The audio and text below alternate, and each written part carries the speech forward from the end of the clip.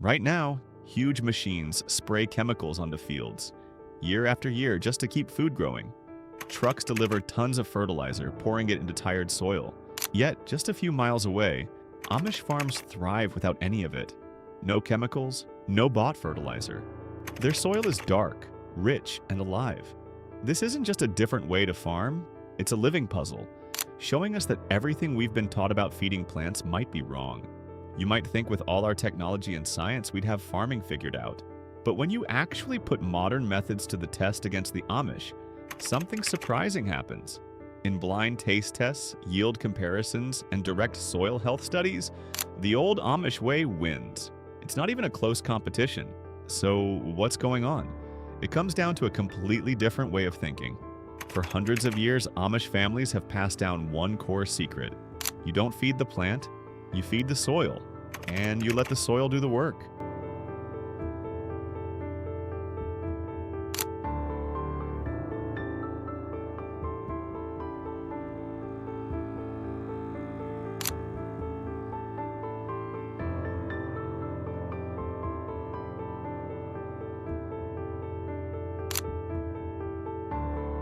That idea sounds simple, but it changes everything. Instead of chasing quick results with synthetic inputs, the Amish build fertility slowly, season after season. Manure, compost, crop rotation, cover crops, careful tilling, and animal power all become part of one living cycle. Nothing is wasted. Straw becomes bedding. Bedding becomes manure. Manure becomes food for the soil, and the soil gives back stronger crops. It's not fast, flashy, or industrial, but it creates a kind of richness that machines and chemicals struggle to replace. Modern farming often treats dirt like a dead thing, just something to hold a plant up while we pump it full of chemicals. But the Amish see their soil as a living partner. Grab a handful of soil from a typical garden, and it's probably light, pale, and sandy. But soil from an Amish farm that's been worked for 50 years? It's dark, almost black. It's heavy with life, and it smells rich and earthy. That difference is the key. They know something we've forgotten, and it's the reason their farms are thriving. So, what is their secret? To understand the Amish secret, you first have to understand the massive problem they're solving. It's a problem hiding in plain sight on almost every commercial farm in the world.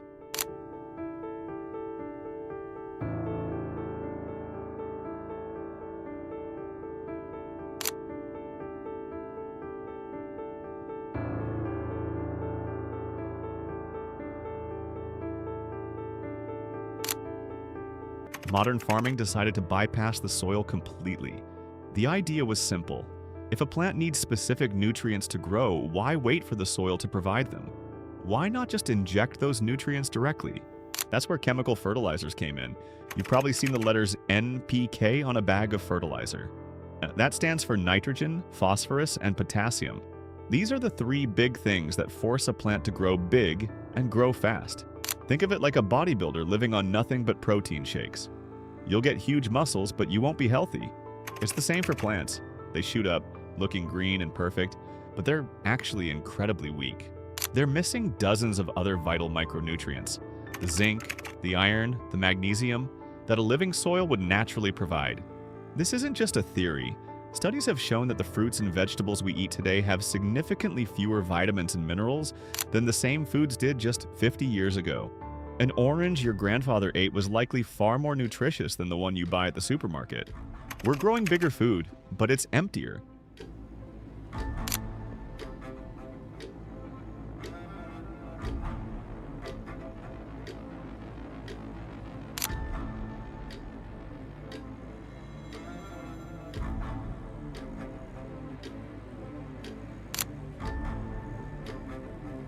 But the real crisis is what happens to the stuff the plant doesn't use. A huge amount of that chemical fertilizer just sits on the field, so when it rains, it all washes away. It runs off into streams, then rivers, and finally into the ocean. This flood of nitrogen and phosphorus creates massive algae blooms that spread for miles. When that algae dies, it sinks and decomposes, sucking all the oxygen out of the water. This creates what scientists call dead zones. The one in the Gulf of Mexico is sometimes the size of New Jersey. It's an underwater desert, created by what we're spraying on our farms hundreds of miles away. And what about the soil that's left behind? The constant flood of harsh chemicals acts like a poison. It kills the beneficial bacteria, the fungi, and the earthworms, the very things that make soil alive and fertile. Year after year, the soil becomes more like sterile dust. It can't hold water, it can't fight off disease, and it has no nutrients of its own to give. It becomes an addict, completely dependent on its next chemical hit just to grow anything at all.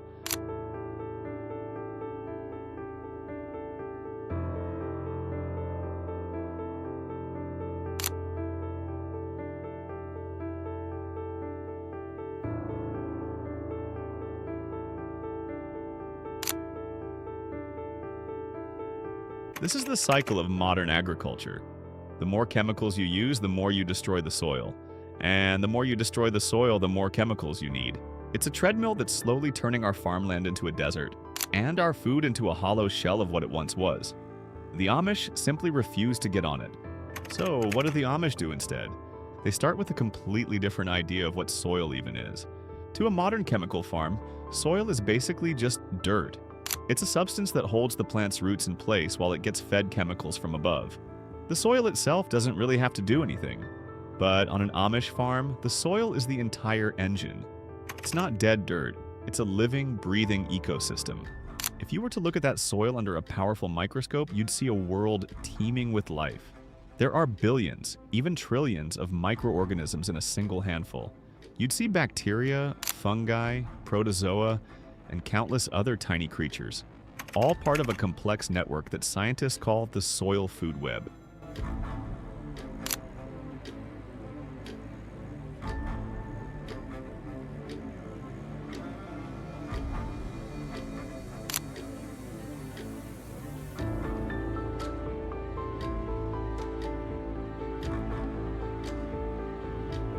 Think of it like an underground city working 24/7.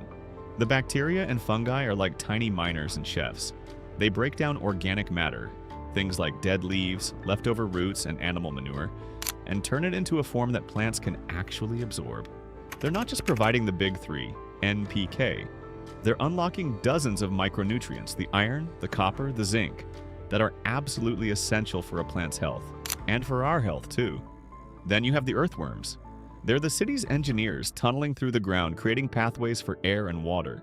Their movement tills the soil naturally, keeping it light and fluffy instead of compacted and hard. This entire ecosystem works together in perfect harmony. The waste from one creature becomes the food for another. The system feeds and regulates itself. This is the Great Divide. Modern agriculture tries to feed the plant directly, and in the process, it kills the soil. The Amish feed the soil. They understand that their job isn't to force a plant to grow. Their job is to create a thriving, healthy environment underground. They cultivate this hidden world of bacteria and fungi. They make sure the earthworms have plenty to eat. If the soil is truly alive, the plant will take care of itself.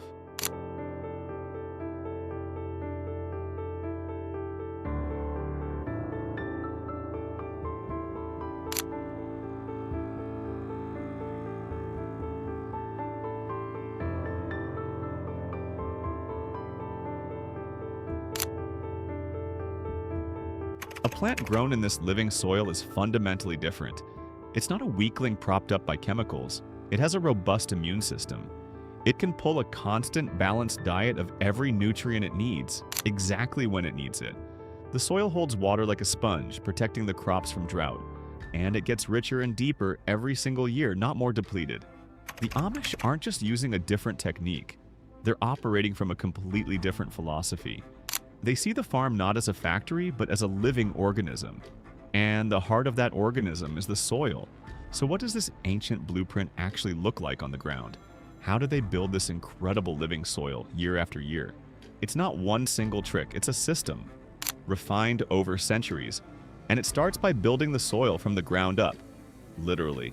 While a modern gardener might just sprinkle some compost on top, the Amish create what you could call a soil lasagna. They deliberately layer different materials. A layer of straw, then a layer of rich animal manure, then a layer of topsoil and other organic matter. They're not just feeding the surface, they're building a deep, rich home for that entire underground ecosystem we talked about.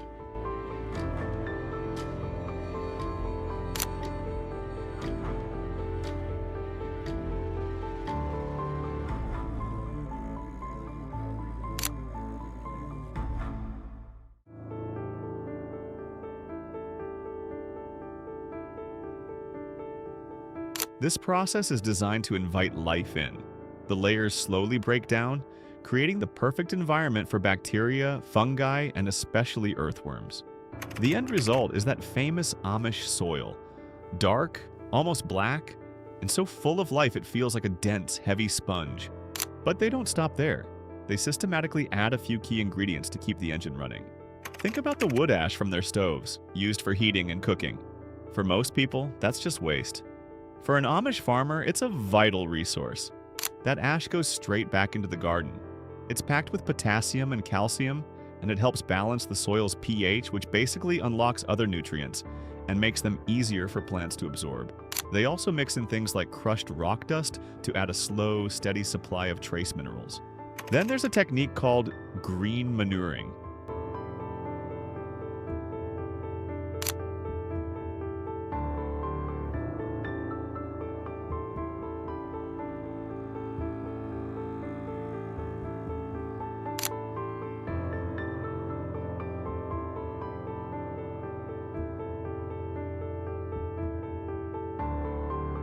This is genius.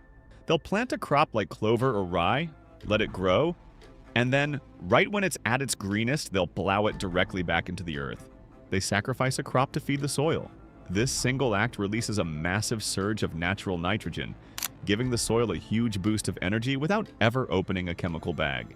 And perhaps the most crucial part of this blueprint has nothing to do with what they put in the soil, but what they plant in it. Amish farmers are masters of saving seeds. At the end of every season, they don't just harvest the best-looking vegetables to eat.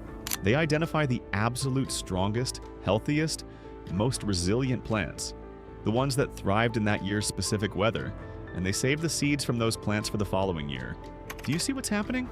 Over decades, they are creating a family of plants that is perfectly, genetically adapted to their specific farm, their soil, their rainfall, their climate. These aren't generic seeds from a global company, designed to grow okay anywhere. These are custom-built seeds, bred for excellence in one particular place.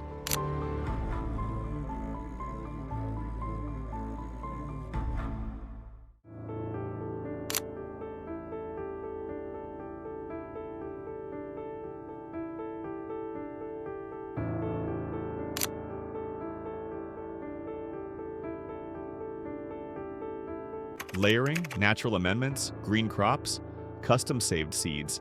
It's a complete self-sustaining circle. The farm provides for itself.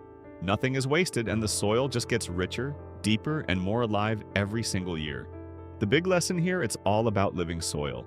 Amish farmers show us that ancient ways, born from necessity, offer a powerful alternative to modern farming. They don't just feed a plant, they build a whole living ecosystem in the ground. This approach creates farms that get richer, deeper, and healthier every single year. It's a total opposite to how modern methods often wear out the land. And that may be the most important part. Healthy soil is not just dirt with nutrients mixed in. It is full of roots, worms, fungi, bacteria, minerals, moisture, and decaying matter, all working together. When that system is cared for, it holds water better, resists drought more naturally, supports stronger crops, and reduces the need for constant outside inputs.